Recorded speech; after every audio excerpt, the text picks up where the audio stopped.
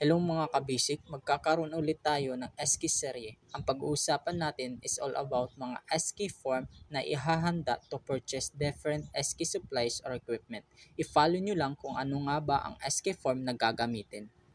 Una, ihanda ang purchase request katulad ng sa screen nyo. I-fill out nyo lang kung anong item ang bibilhin, then estimated amount, then sino ang nag-request na SK officials.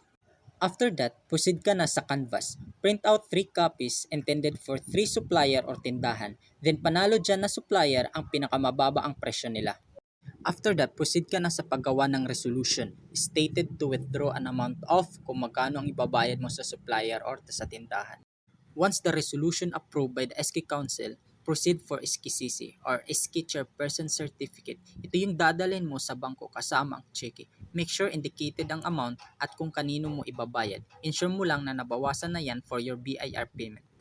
After that, once goods na sa bangko ang cheque and SKCC mo, proceed ka na sa pagbayad sa supplier. Bring a printout disbursement vouchers once na ibigay mo ang cheque. Dapat makapirma si supplier sa disbursement voucher mo na na-receive na niya ang amount.